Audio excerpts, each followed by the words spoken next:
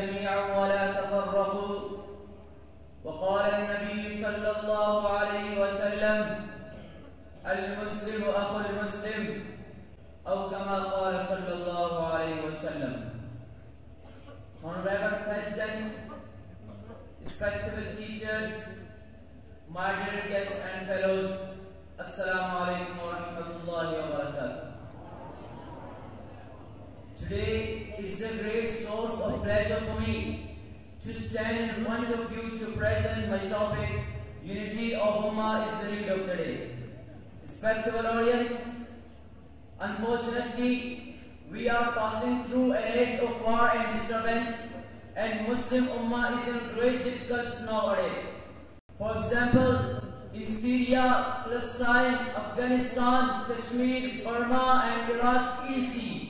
So what's the reason of this? No, because we have hundreds of problems beside this.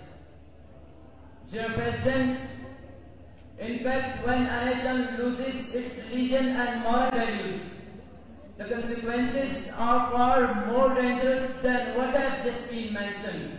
Now the question arises that what are the causes of this miserable situation? Is it not difficult?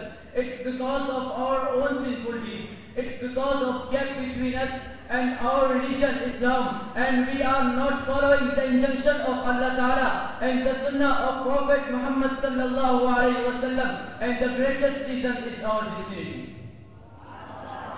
Allah Almighty says in the Holy Quran, وَاعْتَصِمُوا بِحَبْلِ اللَّهِ جَمِيعًا وَلَا تَفَرَّقُوا. The Muslims are ordered to be united and not scattered. But unfortunately, we have been divided in many groups. Due to this reason, we are going down and down day to day. Dear President, but it is not too late to mend. We can easily get back our lost prestige and recover our losses. My dear President, if we try to understand our duties and strictly get indebted with the Quran and Sunnah, fulfill our duties with honesty, then our goal to regain our past glory and high position is not too far.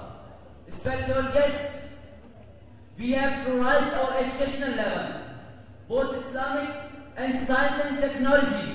We should have to prepare such a force of educated and talented persons who could lead us to achieve our aims, which should arise the glorious thought of unity and brotherhood. May Allah Almighty make us a united nation. Ameen wa ma alayna illa al-balagh.